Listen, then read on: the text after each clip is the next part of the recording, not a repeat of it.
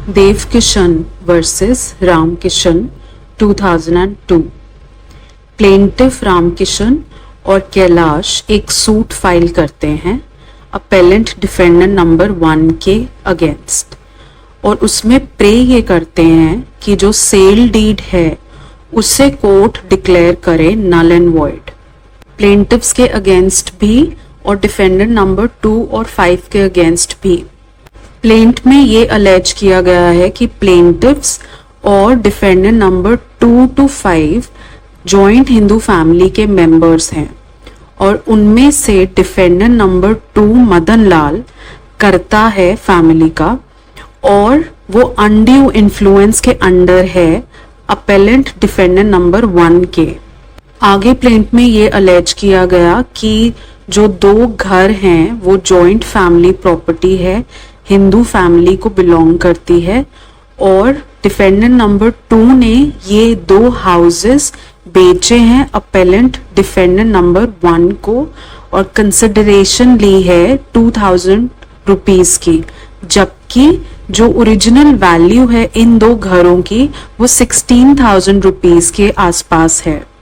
मतलब ये अलेज किया जा रहा है कि जो करता है जब वो 2 हाउसेस बेच रहा है तो वो अनड्यू इन्फ्लुएंस में बेच रहा है, क्योंकि दोनों घर की कीमत जो ली गई है वो कम है compare to the actual price of the 2 houses. आगे प्लेंट में ये अलेज किया गया है कि पहले ये प्रॉपर्टी मॉर्गेज की गई और धीरे धीरे करके ये प्रॉपर्टी जो मॉर्गेज थी पहले उसे सेल किया गया अंडर अनड्यू इन्फ्लुएंस। मतलब डिफेंडेंट नंबर 2 मदन लाल जो करता है वो अंडर अनड्यू इन्फ्लुएंस था, और अपेलेंट डिफेंडेंट नंबर 1 को पहले मॉर्गेज करता है प्रॉपर्टी और फिर प्रॉपर्टी को सेल भी कर देता है। प्लेंट में ये भी कहा गया कि डिफेंडेंट नंबर 2 मदन लाल जो करता है उनके अनड्यू इन्फ्लुएंस में आके डिफेंडेंट नंबर 3 to 5 ने भी सेल डीड पर सिग्नेचर किए, पर डिफेंडेंट नंबर 2 मदन लाल करता ने जो अमाउंट मिला सेल के बाद वो इक्वली डिस्ट्रीब्यूट नहीं किया फैमिली मेंबर्स में।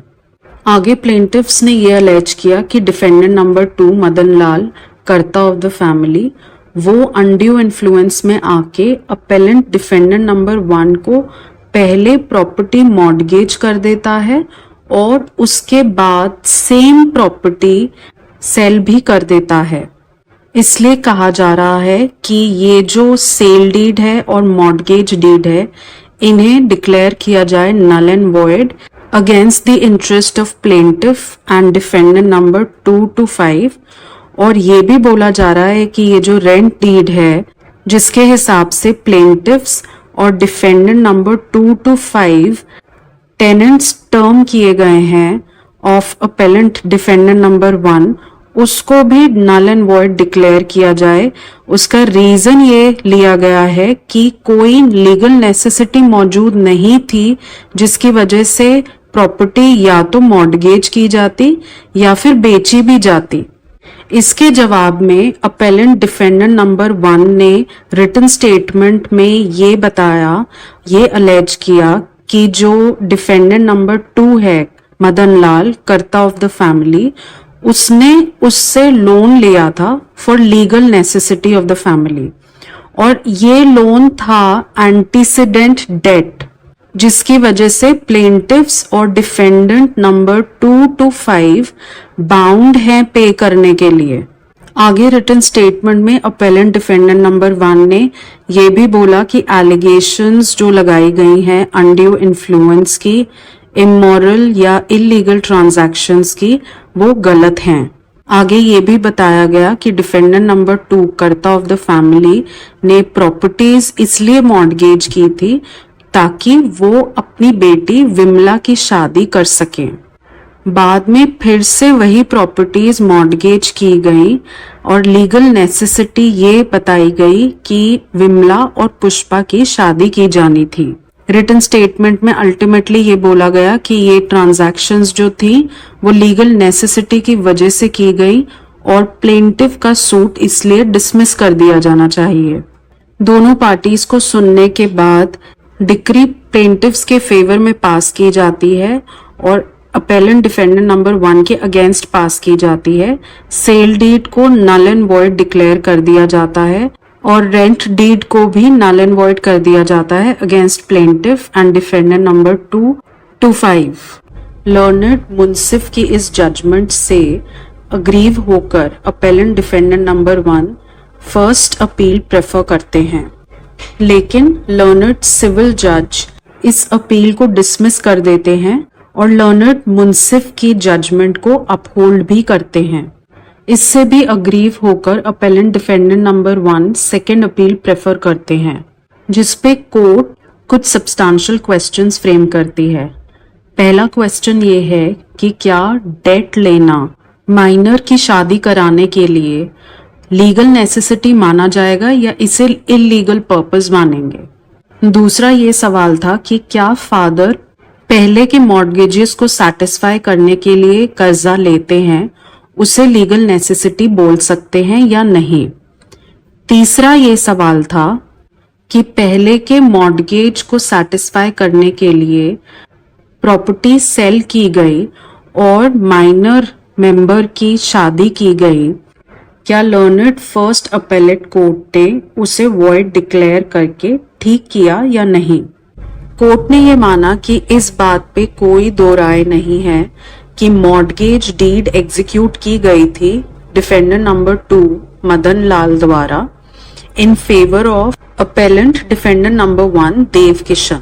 और कारण ये था कि जो दो डॉटर्स हैं विमला और पुष्पा, उनकी शादी की जानी थी। कोर्ट ने यह माना कि इस बात पे भी कोई विवाद नहीं है कि विमला और पुष्पा दोनों ही माइनर थी जब प्रॉपर्टी मॉर्गेज की गई थी। अब सवाल यह है कि क्या इसे लीगल नेसेसिटी बोल सकते हैं। अपेलेंट डिफेंडेंट नंबर 1 यानी देव किशन की ये कंटेंशन थी कि माइनर डॉटर्स की शादी करने के लिए जो कर्जा लिया गया वो एक लीगल नेसेसिटी थी, बावजूद इसके कि child marriage restraint act of 1929 child marriage को रिस्ट्रेन करता है, रोकता है। इसलिए अपेलेंट डिफेंडेंट नंबर 1 ये कंटेंड करता है कि जो लोअर कोर्ट्स की फाइंडिंग्स हैं कि प्रॉपर्टी मॉर्गेज ही नहीं की गई लीगल नेसेसिटी के लिए, वो एरोनियस हैं, वो गलत हैं और उसे सस्टेन नहीं किया जाना चाहिए। इस कंटेंशन को सपोर्ट करने के लिए उसने इलाहाबाद हाई कोर्ट ने क्या कहा पारस राम के केस में वो बताया,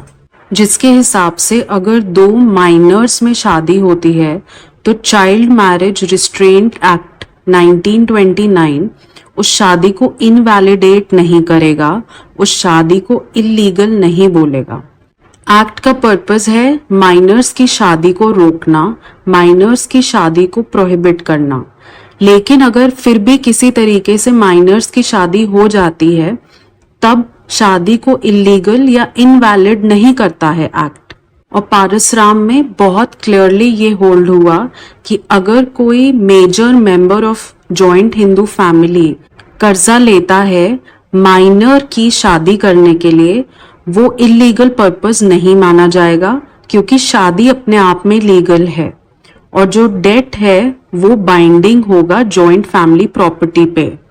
आगे रुलिया केस का भी सहारा लिया गया जिसमें पंजाब और हरियाणा हाई कोर्ट ने ये होल्ड किया कि कर्ता एंसेस्ट्रल प्रॉपर्टी की सेल कर सकता है अपने सन की शादी करने के लिए जिसकी उम्र 18 साल के आसपास थी लेकिन 18 साल नहीं थी। ऐसी सेल को वैलिड माना गया और माना गया कि ये एक लीगल नेसेसिटी है। रिस्पोंडेंट्स ने ये कंटेंशन लिया कि जो डिफेंडेंट नंबर 2 है मदन लाल, जो करता है फैमिली का, माइनर डॉटर्स की शादी करने के लिए डेट ले रहा है, वो चाइल्ड मैरिज प्रोहिबिटेड है अंडर द एक्ट ऑफ 1929, इसलिए डेट लॉफुल नहीं है और alienation by sale of the ancestral property उसको भी हम लॉफुल एलियनेशन नहीं बोल सकते और ऐसी एलियनेशन, ऐसी सेल बाइंडिंग नहीं होगी बाकी के मेंबर्स पे, स्पेशली माइनर मेंबर्स पे of the Hindu joint family. Court ने ऑब्जर्व किया कि जो कर्ता है या मैनेजर है जॉइंट हिंदू फैमिली का, उसके पास पावर है प्रॉपर्टी को एलियनेट करने की, बशर्ते दो कंडीशंस हों, या लीगल नेसेसिटी क्रिएट हो रही हो या फिर for the benefit of a state. इस किस्म की पावर एक्सरसाइज की जाती है जब कर्ता द्वारा, तो वो बाइंडिंग होती है दोनों ही मेंबर्स पे, अडल्ट कोपार्टनर्स पे भी और माइनर कोपार्टनर्स पे भी। लेकिन ऐसी एलियनेशन जो की गई है विदाउट एनी लीगल नेसेसिटी और without providing any benefit to the estate, वो वॉइडेबल मानी जाएगी at the option of other copartners. Court ने ऑब्जर्व किया कि मैरिज एक्सपेंसेस एक लीगल नेसेसिटी है। पनमल लोधा केस में कैलकाटा हाई कोर्ट ने ये होल्ड किया कि child marriage restraint act of 1929 child marriage को पनिशेबल बनाता है। कोर्ट को ऐसा कंडक्ट फैसिलिटेट नहीं करना चाहिए या बढ़ावा नहीं देना चाहिए जहां पे लेजिस्लेचर खुद एक एक्ट को पनिशेबल बनाता है, क्योंकि वो सोशली इंजूरियस है। इससे फर्क नहीं पड़ता कि पार्टीज आपसी रजामंदी से शादी कर देती हैं ऐसी जगह पर जहां पे माइनर मैरिज पनिशेबल नहीं है बाय लॉ। और आगे कोर्ट ने ये होल्ड किया इस केस में कि अगर कोर्ट एक रिसीवर अपॉइंट करती है और वो रिसीवर माइनर की प्रॉपर्टी को मैनेज कर रहा है, तो एक ऐसी एप्लीकेशन जो कि माइनर के बिहाफ पे रिसीवर ने कोर्ट में दर्ज की है ताकि माइनर की प्रॉपर्टी से कुछ खर्चा निकाला जा सके माइनर सिस्टर की शादी करने के लिए, कोर्ट को ऐसे बिहेवियर को, ऐसे कंडक्ट को रजामंदी नहीं देनी चाहिए, बढ़ावा नहीं देना चाहिए, क्योंकि एक्ट ऑफ 1929 ब्रिटिश इंडिया में बहुत साफ तौर पे प्रोहिबिट कर रहा है चाइल्ड मैरिज को। हंसराज भुतोरिया में कैलकाटा हाई कोर्ट ने ये होल्ड किया था कि कोर्ट को एप्लीकेशन ग्रांट नहीं करनी चाहिए और कोर्ट को फैसिलिटेट नहीं करना चाहिए ऐसा कंडक्ट जहां पर लेजिस्लेचर ने ब्रिटिश इंडिया में ऐसा कंडक्ट पीनल बनाया है, चाहे शादी अपने आप में पनिशेबल ना भी हो, तब भी कोर्ट को ऐसा कंडक्ट सपोर्ट नहीं करना चाहिए और ऐसी एप्लीकेशन सैंक्शन नहीं करनी चाहिए। रामभाव गंजराज में भी बॉम्बे हाई कोर्ट ने ये होल्ड किया था कि अगर माइनर्स की मैरिज हो रही है in violation of child marriage restraint act of 1929, तो उसके लिए जो डेट लिया गया है, कर्जा लिया गया है डिफैक्टो गार्डियन के द्वारा, वो लॉफुल नहीं माना जाएगा और एलियनेशन भी लॉफुल नहीं मानी जाएगी और एलियनेशन माइनर कोपार्टनर्स पे भी बाइंडिंग नहीं होगी, क्योंकि चाइल्ड मैरिज या माइनर्स मैरिज ही अपने आप में अनलॉफुल है।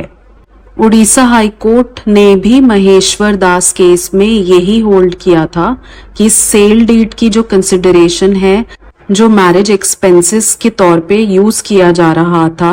एक माइनर गर्ल की शादी के लिए,